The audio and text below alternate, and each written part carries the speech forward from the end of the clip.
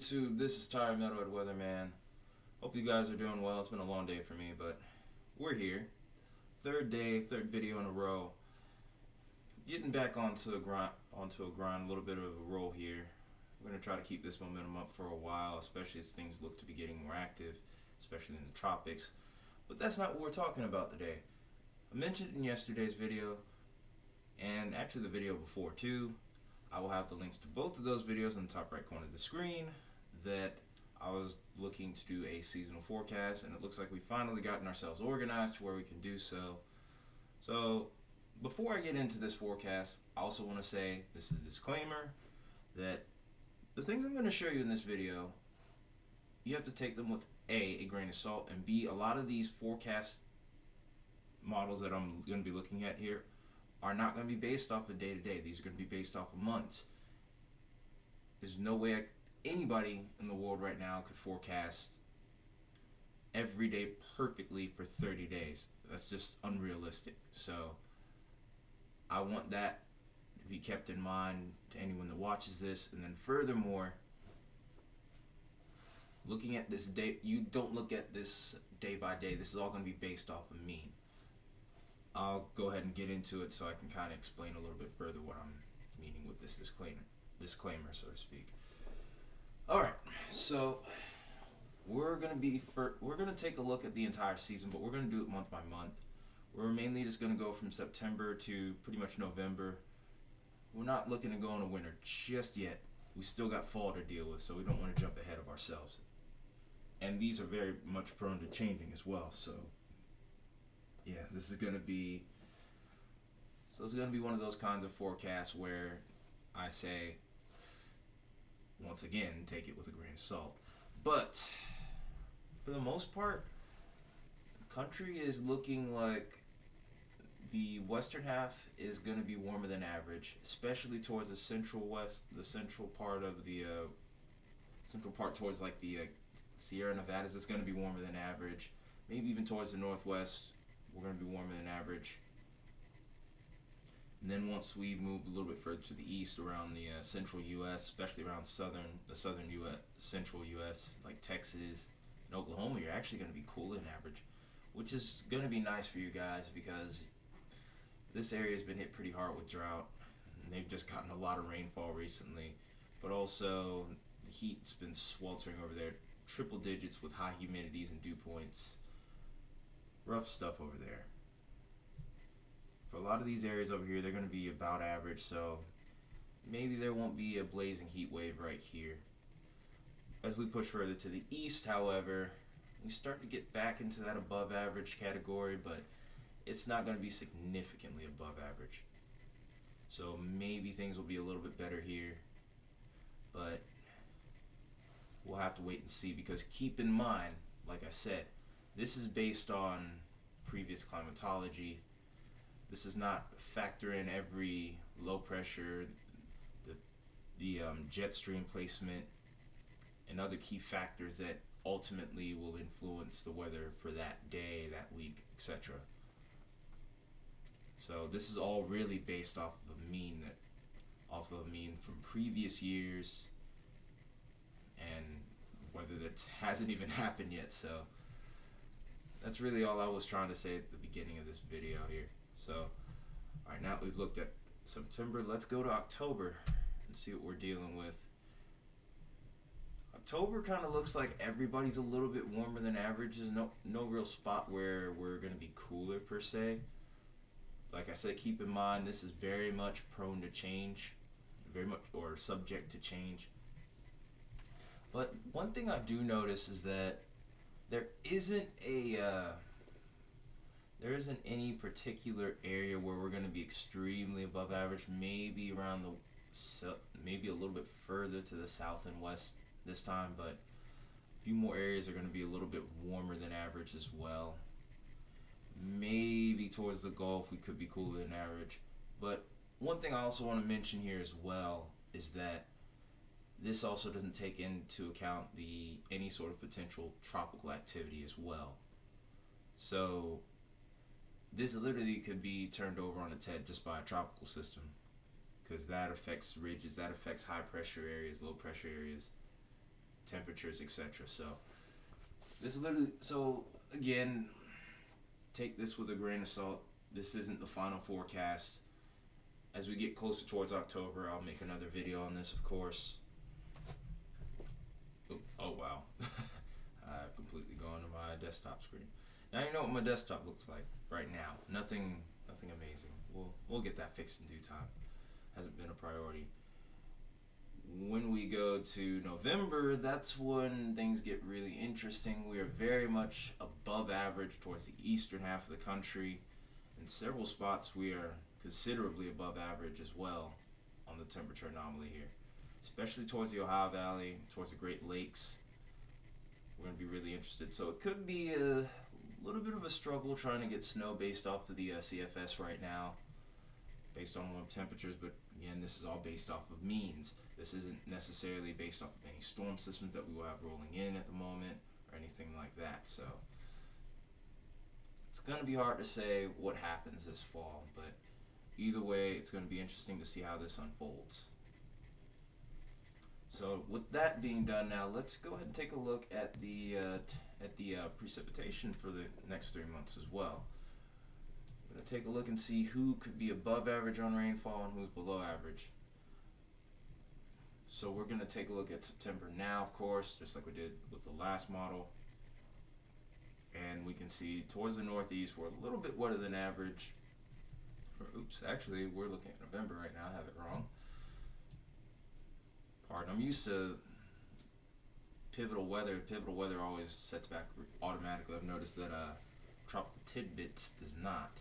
So I have to be a little bit more conscious of that. But over towards the northwest, we're a little bit drier than average right now for September. Up towards the northern tier of the country, towards the northern plains and the UP, the Great Lakes, towards Lake Michigan particularly, looking a little bit drier than average. It's a little bit further to the east and towards the south where we're looking at slightly higher, like greater than, like, I can't speak right now. Slightly higher than average rainfall, precipitation, and precipitation totals, particularly around the Gulf states, unless we're particularly around the mid-Atlantic states. Of course, keep in mind this is not factoring in any sort of tropical activity, and things are picking up there. Depending on where these storm tracks end up going, could determine a lot of things and turn this forecast over on its head as well. Let's go to October. Go to October. It's going to be a little bit wetter than average towards the eastern half of the country. Towards the Great Lakes and the UP, that's when we start to pick up on precipitation once again. Really, pretty much the entire country as a whole starts to really look like it picks up in its precipitation activity. Towards central Texas, it does look like it gets a little bit drier than average, but with the way the weather pattern looks for the remainder of this month and a little bit of next month, I'm sure a lot of people will be complaining. I think we probably will knock that drought out. The only issue is we've knocked it out a little bit too quick, and a lot of areas have been affected by flooding. Notice over towards the Sierras, we're a little dry right now, so that might be something to watch for in the coming months, especially as we push a little bit closer to winter, because that will affect a lot of people in California. So we'll move on to November. And for November, everybody seems like they're starting to level off here. There's some areas that look like they're starting to creep into that slightly drier than average territory. But there are also areas that don't really seem to be standing out in that wetter than average territory, with the exception of Maine.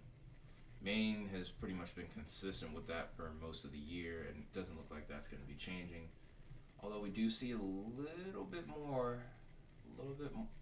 wetter activity, a little bit more precip going towards the Sierras, which might be good news, because these guys need that throughout the course of the year.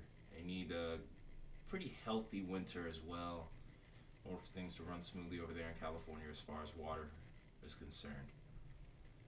That being said, we'll take a look at that, and we're going to take a look at a couple other things here. We're going to take a look at the we're going to get an idea of what the jet stream could be doing and where our storm systems and our ridges will be set up.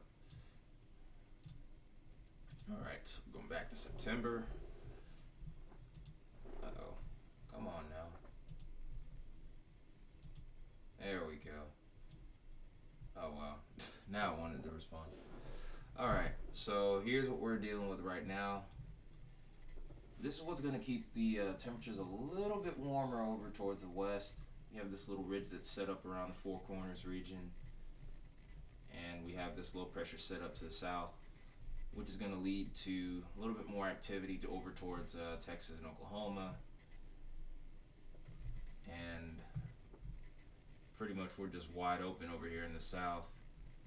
We do have a little bit of a high pressure setup over here towards Michigan that's going to be affecting these states over here, maybe limiting the amount of rainfall that we're going to get. Because what ends up happening is, you got to remember, these high pressures, they have a clockwise flow, whereas our low pressures have counterclockwise flow. So when you actually think about it, here's this high pressure here, and if you were to follow my arrow right on the backside of this towards the south, these storms are going to be funneled down this way, pretty much omitting these areas from getting any sort of real moisture content. You can still get rain, but the majority of it's going to miss them, simply put. So let's go to October. Then this ridge starts to push a little bit further to the south and east. Excuse me. But this ridge pushes to the south and east now, and now maybe the south and east will be a little bit drier in regards to October. But everyone else is pretty wide open. But it's in a spot to where maybe the Tennessee Valley might get the worst of that. Over towards the south and east, you could probably level out, especially over towards my area in Atlanta. We'll move on to November, and we get another high pressure here, but it looks like at the upper levels we're going to be cooler than average. And we have another high pressure that looks like it's trying to build over the northwest here. So a lot of movement seems to be going on here. Keep in mind, we are not even factoring in anything tropical at the moment, so still a lot of different variables here that could change this forecast entirely. But it'll be exciting to see how this all unfolds. I love watching stuff like this. Yeah, you can call me a nerd, I don't really care. So yeah, that's really all we got here. So let's take a look at some maps here. We're going to mainly look at the we're going to mainly be looking at the September maps mostly. And from what we can see right now, the temperature outlook that we have currently from the Climate Prediction Center is the Four Corners region is going to be the furthest above average. Most of that heat is going to be centered off to the western half of the country. Some of the central plains will still be a little bit above average, but for the most part, no one's really below average unless you're looking at Alaska. Alaska, there's a small area towards the central part of the country that looks like it's going to be below, but everyone else has either got an equal chance of being either above or below. Then over towards the northeast too, in Florida, we have a pretty formidable chance of being above average, about 40 to 50% above average. Pretty confident. So they're pretty confident in that. Let's go ahead and take a look at the precip chances. It's a pretty good swath of the country, especially from the northern plains over towards central parts of the western half of the country, especially towards the mountain and Pacific regions. We could be dealing with some below average rainfall or precipitation of any kind. Especially concerned about the southern half of the Sierras. But other than that, right around Arizona and pretty much towards the southeast, we could be dealing with above average rainfall chances. Everyone else in the white is in equal chances. So, done that now, and I'm gonna go ahead and take a look at the next couple of months as well. So here's the Climate Prediction Center website if you want to follow along with me in the future. This thing loads so slow. So here's a little thing I'm gonna do here. So while that loads, we're gonna do this here. Alright. Jeez. Okay. So this is going to be the average over the next 3 months, all put together. So pretty much everybody's going to be above average. Maybe there's a little bit of a sliver here towards the northern plains, and a little fraction of the Midwest here that has an equal chance of being above or below average. But everyone else is pretty well above average according to this map. Over towards Colorado, you guys look like you're going to be going to have the highest chance of having above average temperatures. You're looking at about maybe 60 to 70% there. Around a lot of other parts of the country, we're looking at about 50 or 60%, especially towards the Four Corners region and the west central parts of Texas. And then over towards the north and east, around just north of the Delmarva towards Long Island and the vineyards and all that, you guys are going to be you guys have at least a 50% or 60% chance. And there's a tiny little sliver here towards New Hampshire, Vermont. You guys might even have a 60 to 70% chance of being above average. So according to these temperatures, it's going to make any chance for early snow a little bit more limited, a little bit more difficult, I would say, but we can't rule anything out. Alaska over here, on the other hand, you guys are definitely looking like you're going to be below average. Setup looks plausible for you guys to get early snow, but you guys get snow early as, I don't know what, compared to anyone else in the country anyway. But yeah, you guys are a lot of you guys are looking at a 33 to 40% chance of leaning below. And then there is a small area where there is 40 to 50%. Maybe towards the northern part, you guys might be above average for fall here. Of course, like I said before, this is very much prone to changing, and this is over the course of 3 months. We don't even know what each month has to offer for us yet. So this can easily be turned over on its head, so take this with a grain of salt. Next thing we are going to look at. Alright. So that took forever. Sorry for that. I kind of had to edit it out. Hopefully this may show a sign of improvement as far as my editing skills are concerned. But this is what our seasonal precipitation outlook looks like for fall. For a lot of places, it's going to be below average for some based off this map here. But keep in mind, again, this is all based off of a 3-month mean. No one knows what could happen here. And then on top of that, if 1 month seems to be just a little bit wetter than expected, this could be turned over on its head entirely.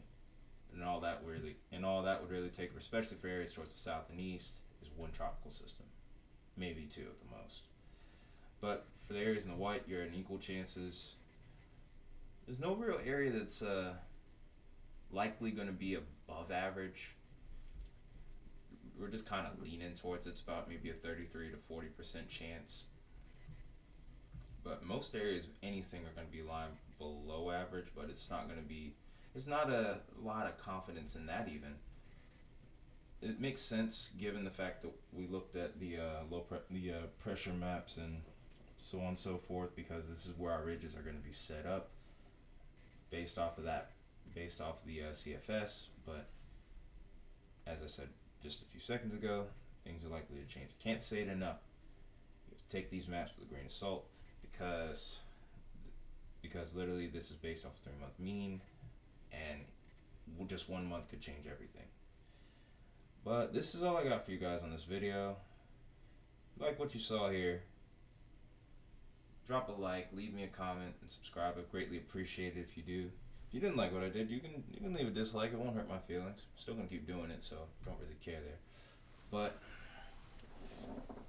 we will have more videos up soon. If not tomorrow, there will be a weekend forecast Friday. Until that next video comes, this has been Tyre Metalhead Weatherman. I hope you guys have a good rest of your evening. I will see you soon.